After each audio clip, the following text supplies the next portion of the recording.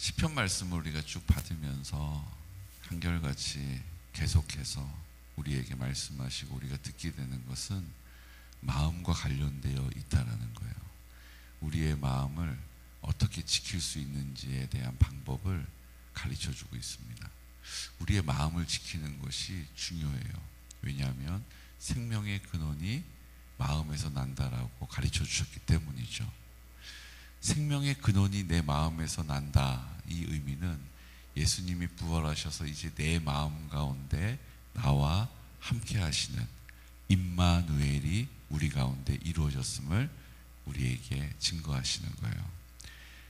어디 계시다가 무슨 소방차 불나면은 부지런히 전화하면 달려오는 것 같은 예수님이 아니고, 어디 문제가 생기면 5분 대기조 출동해가지고 와서 금방 그 문제에 개입하는 분이 아니고, 그냥 내 마음 가운데 나와 함께 사시는 분이시라는 거예요. 내가 잠을 잘 때, 내가 일어나서 걸을 때, 밥을 먹을 때 언제나 나와 함께 하시는 분이 예수님이심을 믿습니다. 그러니까 우리가 이 믿음을 붙잡으면 그 능력으로 사는 거예요. 우리가 이 믿음을 붙잡으면 그 힘으로 사는 거예요. 근데 이게 내가 살고 하나님은 날 도와주시는 분이라고 생각하면 어떻게 돼요? 내가 혼자라는 생각에, 내가 혼자 해야 된다는 생각에, 내가 혼자 감당해야 된다는 생각에 골몰하게 되고, 점점 지쳐가고, 점점 낙심하고, 점점 두려워하고, 점점 원통하고, 안 도와준다고 원망하고 억울하고 온통 우리의 생각에 압도될 수밖에 없어요. 그러다가 무슨 문제라도 하나 생기면 의사가 여기 안 좋네요, 저기 안 좋네요 그러면 또 덜컥, 경제가 나쁘네요, 이제 뭐 이러네요 저러네요 그러면 또 마음이 철렁 주저앉는 거예요. 좋았던 관계가 오해가 생겨가지고 그 사람이 나를 못 본 척하면 또 내 마음이 무너지는 거예요. 그러니까 주님이 내 마음 가운데 계시지 않으면 자꾸 나는 내 마음의 영향을 받게 되는 거죠. 여러분, 주님이 내 마음에 계시니 보여지는 것, 들려지는 것, 느껴지는 것, 그거 아무것도 아니에요. 주님이 내 마음 가운데 그 하나님의 나라를 이루어가는 하나님의 나라의 영광을 나타내시는 일만 대단한 일이 되는 거죠. 나머지는 그렇게 대단한 일이 아니에요. 있어도 그만, 없어도 그만이에요. 그거 가지고 계속 마음에 골몰하고 마음에 담아두고 마음에 힘들어하는 것, 그거 마귀가 우리를 뭐 하는 거예요? 이렇게 흔드는 거예요. 여러분, 나는 마귀 너의 그 속임수에 속지 않는다. 나는 너 마귀, 네가 나를 흔든다고 흔들리지 않는다. 예수의 이름으로 떠나가라. 이렇게 담대하게 입을 열어 선포하면 그만입니다. 실망할 일이 있어요, 없어요? 없어요. 왜요? 하나님이 내 마음에 계셔서 이제 하나님이 내 마음의 주인이 되셨으니까, 내 몸도 주의 것이니까 그 몸을 하나님이 이렇게 하시든 저렇게 하시든 주인 마음대로 하는 거예요. 토기장이가 그 그릇을 이런 모양으로 그 목이 쭉 긴 호리병을 만들든지 평퍼진만 함지 그릇을 만들든지 그거는 토기장이 마음대로 하는 거예요. 진흙된 우리가 왜 나를 이렇게 만드냐고, 하나 이렇게 만들기 싫다고, 난 저렇게 하고 싶은데 라고 아무리 얘기해도 소용이 있어요, 없어요? 소용없어요. 그건 토기장이가 만들고 싶은 대로 만드는 거예요. 근데 그 토기장이가 아주 좋은 토기장이에요. 그래서 나는 이해가 안 됐는데 만들어 놨는데 갑자기 조명이 막 켜지면서 유리병, 네모난 유리병에 들어 앉아있는 나를 발견하게 된다면 얼마나 영광스러운 일이에요. 나를 왜 이렇게 만들었어요? 그랬는데 사람들은 나를 보면서 beautiful, wonderful 이렇게 얘기한다면 그게 얼마나 귀한 일이겠어요. 주님은 우리를 그렇게 인도해 주시는 줄로 믿습니다. 나는 왜 저 사람 같은 인생을 못 사는 거예요? 이렇게 말할 이유가 있어요, 없어요? 없어요. 하나님이 주인이시라면, 그 사실을 내가 확실히 믿는 믿음의 사람이라면 내 인생을 하나님이 어떻게 인도해 가시든지 상관없어요. 우리는 그분을 신뢰하고 믿음으로 그 걸음을 내디디면 되는 것입니다. 그분이 가자 그러시면 네 그리고 가면 되고요, 멈추자 그러면 네 그러고 멈추면 되는 거예요. 때로는 돌아가라 그러면 네 그러고 돌아가면 되는 거예요. 근데 돌아가는 줄 알았는데 가보니까 지름길이네요. 감사합니다 하고 고백하면 되는 거예요. 여러분, 그냥 주님과 함께 동행하는 믿음의 걸음 되시기를 예수 그리스도 이름으로 축복합니다. 그래서 61편 말씀 2절 보십시오. 선포할까요? 4절까지. 내 마음이 약해질 때에 땅끝에서부터 주께 부르짖으오리니 나보다 높은 바위에 나를 인도하소서. 주는 나의 피난처시요 원수를 피하는 견고한 망대이심이니이다. 내가 영원히 주의 장막에 머물며 내가 주의 날개 아래로 피하리이다. 아멘. 내 마음이 약해질 때가 있다라는 거예요. 그때 우리가 할 수 있는 최선이 뭐예요? 주님께로 피하는 거예요. 주님께 구하는 거예요. 주님의 얼굴을 바라는 거예요. 주의 이름을 부르는 거예요. 그러면 우리의 그 약해진 마음에 주님이 함께 하심을 딱 깨닫게 하셔서 기억나게 하시는 성령님께서 내 마음에 안심을 주시는 거예요. 아, 주님 나와 함께 하시지. 맞아. 나 혼자 아니지. 이거 내가 감당해야 되는 거 아니지. 주님이 나를 통해서 일하시지. 아멘. 그러면 내 마음에 평안함이 찾아오는 거예요. 아무리 내가 그거 아니야, 괜찮을 거야, 아 좋은 일만 생길 거야, 아니야 이거 별일 아닐 거야, 아무리 내 마음으로 그렇게 그것을 주문해오듯이 외쳐도 소용없어요. 주님이 내 마음 가운데 계실 때 위로가 임하게 되는 것입니다.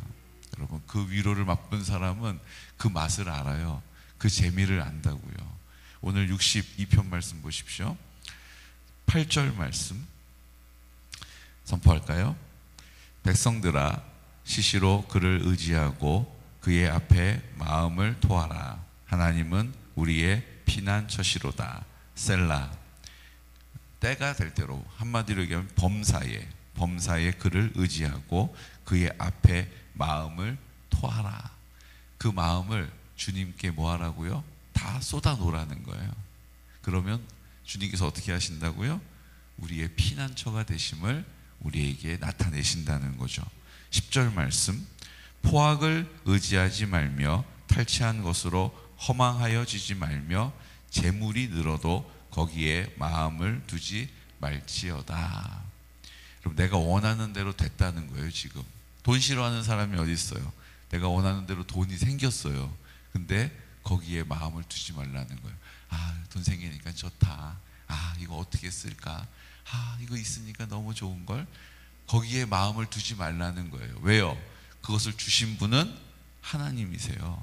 하나님은 나에게 더 주실 수도 있어요. 근데 그 내 눈앞에 보이는 것 때문에 그거 일희일비하는 사람, 아이고 이거 있으니까 너무 좋다. 그게 뭐? 있으나 없으나 다 거기잖아요. 여러분, 이거 있으면 나 소원이 없겠다. 이거 없으면 나 정말 바라는 거 원이 없겠다. 이러는 일 얼마나 많이 있었어요. 근데 어때요? 그거 생기니까 그렇게 좋아요? 마음에 들어요? 우리의 마음을 만족시키는 분은 오직 하나님의 사랑밖에 없습니다. 그 하나님의 사랑이 부어지지 않으면 다른 것으로는 만족하는 것 같은데 또 금방 야 이거 있으면 뭐해 이렇게 되는 거예요. 그때는 너무 좋은 것 같은데 또 기쁨이 사라지고 아유 근데 뭐 이거 있으면 뭐해 몸이 아픈데 아 병이 나왔어요. 와 병 나왔다. 아 병 나오면 뭐해 아유 자식이 저렇게 속을 새기는데 아 자식이 너무 효도해서 난 너무 좋다. 아 나 자식은 좋은데 남편 복이 없네. 여러분 끝이 없어요. 계속 마귀들이 우리의 생각을 어떻게 해요? 잡고 흔든단 말이에요. 그러니까 만족은 없어요. 주님의 사랑이 내 마음 가운데 부어지면 만족하게 되는 것입니다. 주님의 사랑이 부어지면 만족하게 되는 거예요. 4절 말씀 보세요. 그들이 그를 그의 높은 자리에서 떨어뜨리기만 꾀하고 거짓을 즐겨하니 입으로는 축복이요 속으로는 저주로다. 셀라. 그 마귀들이 어떻게 한다고요? 입으로는, 겉으로는 그럴듯하게 우리에게 복을 빌어주는 것처럼, 우리의 인생 가운데 하나님 없어도 잘 살 것처럼 우리를 막 속인다는 거예요. 우리의 생각을 막 빼앗아 간다라는 거예요. 우리의 마음을 막 흔든다는 거예요. 그들이 그의 높은 자리에서 우리를 막 떨어뜨리려고 하고 거짓을 즐겨하고 우리가 하나님 앞에 그 마음을 들이지 못하도록 우리의 마음을 다른 것으로 막 흔든다는 거예요. 그래서 그것이 우리에게 축복이 되는 것처럼 보이지만 속으로는 그게 저주라는 거예요. 잘 되어지는 것도 주님이 안 계시고 잘 되면 저주라는 거예요. 형통한 것도 주님이 안 계신데 형통하면 저주라는 거예요. 다윗이 그 모델 아닙니까? 조교 아닙니까? 형통해서 그 통일 왕조를 이루어서 그 인근에 있었던 괴롭혔던 암몬 자손들, 에돔 자손들 다 평정하고 이제 그들이 다 조공을 바치고 이제 와가지고 와서 약탈하고 공격해오는 일이 없어졌단 말이에요. 형통이잖아요. 근데 그 형통한 중에 어떻게 해요? 전장에 나가지도 않고 늦게까지 콜콜 늘어져서 잠만 자고 일어나가지고 쓱 보니까 어떤 여인이 목욕을 하고 있는 걸 봤는데 그게 육체의 정욕, 안목의 정욕, 이생의 자랑으로 작용한 거잖아요. 그러니까 그 하나님이 주시는 평안이 아닌 것에 우리가 빼앗기는, 우리가 속아 넘어가는 일이 우리 앞에 계속 있다는 것을 우리에게 말씀해 주고 있는 거예요. 신명기 28장에 보면 복과 저주의 장이거든요. 하나님을 잘 섬기면 복을 받는다. 그렇지 않으면 저주를 받는다. 이것을 우리에게 가르쳐줘요. 우리 신명기 말씀 좀 볼까요? 신명기 28장 1절 말씀 303페이지에 있습니다. 신명기 28장 우리 1절 말씀부터 우리 14절 말씀까지.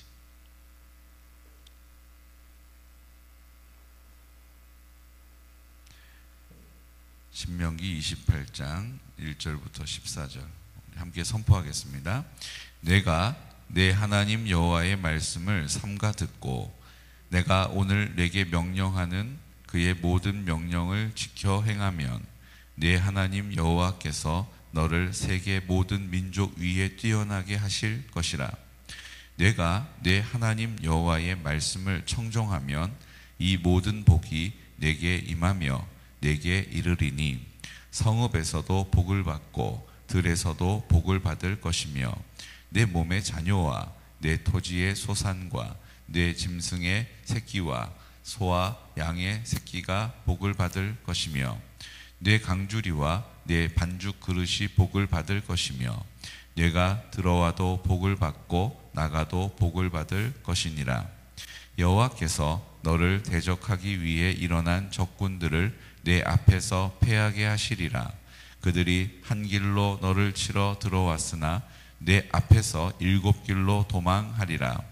여호와께서 명령하사 내 창고와 내 손으로 하는 모든 일에 복을 내리시고 내 하나님 여호와께서 내게 주시는 땅에서 내게 복을 주실 것이며 여호와께서 내게 맹세하신 대로 너를 세워 자기의 성민이 되게 하시리니 이는 내가 내 하나님 여호와의 명령을 지켜 그 길로 행할 것임이니라.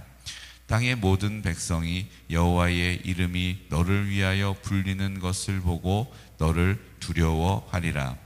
여호와께서 내게 주리라고 내 조상들에게 맹세하신 땅에서 내게 복을 주사 내 몸의 소생과 가축의 새끼와 토지의 소산을 많게 하시며 여호와께서 너를 위하여 하늘의 아름다운 보고를 여시사 내 땅에 때를 따라 비를 내리시고 내 손으로 하는 모든 일에 복을 주시리니 내가 많은 민족에게 꾸어줄지라도 너는 꾸지 아니할 것이요 여호와께서 너를 머리가 되고 꼬리가 되지 않게 하시며 위에만 있고 아래에 있지 않게 하시리니 오직 너는 내가 오늘 네게 명령하는 네 하나님 여호와의 명령을 듣고 지켜 행하며 내가 오늘 너희에게 명령하는 그 말씀을 떠나 좌로나 우로나 치우치지 아니하고 다른 신을 따라 섬기지 아니하면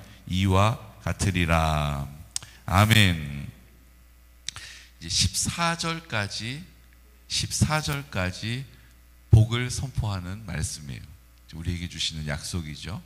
주님이 우리와 함께 하시는이 복입니다. 이 땅에 뭐 되고 원하는 대로 되고 내가 바라는 대로 계획한 대로 이루어지고 자녀가 잘 되고 뭐 건강하고 돈 많이 벌고, 이거는 주님이 함께 하시기 때문에 얻게 되는 뭐예요? 부산물이에요. 복의 원천은 주님이 나와 함께 하심이 복이에요. 주님이 나를 사랑하신다는 걸 깨닫게 되는 게 복이라는 거죠. 그리고 나서 이제 15절 말씀부터 쭉 저주가 나옵니다. 15절 말씀 보세요. 내가 만일 내 하나님 여호와의 말씀을 순종하지 아니하여 내가 오늘 내게 명령하는 그의 모든 명령과 규례를 지켜 행하지 아니하면 이 모든 저주가 내게 임하며 내게 이를 것이니 하면서 이제 어떻게 하면 저주, 어떻게 하면 저주, 뭐 하면 저주, 어떤 저주, 막 저주가 나오는데 이게 몇 절까지 저주가 나오냐 하면 넘겨보세요. 한 장 넘기고 2장 넘기고 68절까지 나와요. 68절까지. 자, 그럼 이제 그냥 계산해 보자면 뭐예요? 1절부터 14절까지 그리고 전체 68절 말씀까지 15절에서 68절 말씀까지가 저주예요. 그러면 이제 70절로 보자면 14절까지니까 68에 14면은 약 8분의 2. 그쵸? 14절이니까 70절로 보면 14절은 20%잖아요. 그러니까 8대 2의 비율로 축복과 저주가 선포되고 있는 거예요. 자, 예수님이 함께 하심을 알게 되는 것이 축복이라면 그 예수를 믿는 사람이 뭐예요? 20%인 거예요. 나머지 80%는 그 저주 안에 있는 사람이라는 거죠. 신기하지 않으세요? 예수님을 믿는 게 결코 쉬운 일이 아니에요.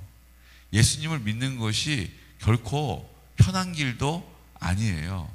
20%만이 복을 받는 자리, 예수님 믿는 자리에 있을 거라는 것을 우리에게 가르쳐 주시는 거예요.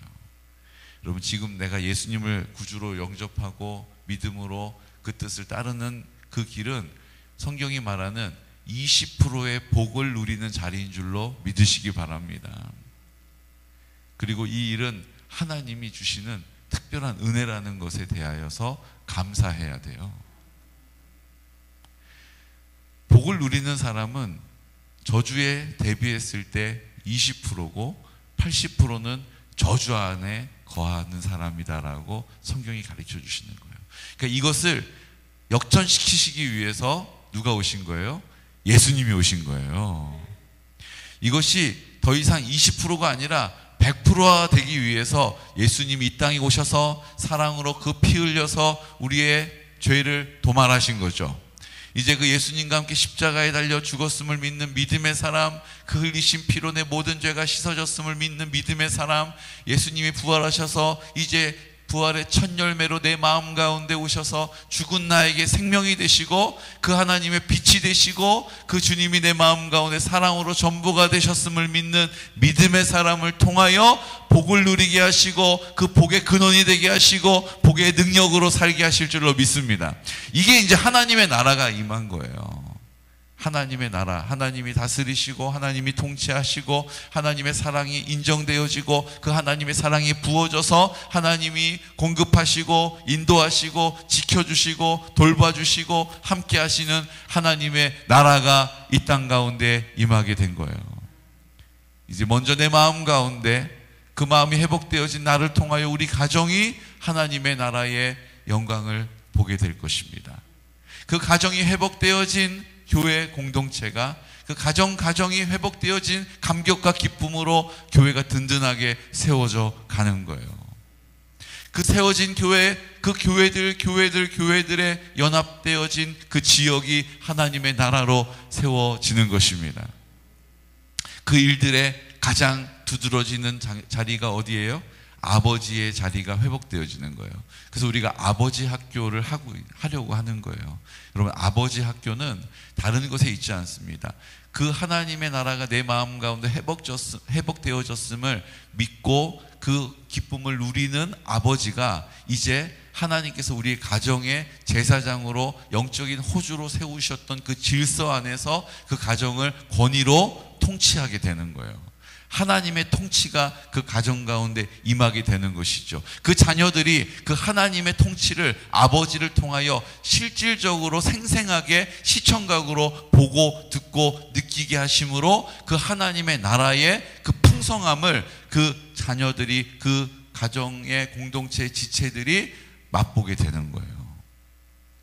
아버지가 축복하면 아버지가 축복하는 대로 이루어지게 하시는 권능을 그 가정 공동체 가운데 나타내시는 거예요. 교회 안에서도 믿음의 사람으로 하나님이 온전히 다스리심을 믿는 믿음의 선포자가 입을 열어 선포하는 대로 그 일들이 착착착착 진행되게 하시는 능력을 보게 하신다는 거죠. 지금 우리 교회가 그 은혜를 보고 있는 거 아닙니까? 믿음으로 순종하고 그렇게 하나님의 뜻을 따르겠다라고 그 복을 하나님 앞에 구하는 사람들의 그 모든 기도와 간구를 어김없이 이루어주고 계시잖아요. 우리 성가대 좀, 우리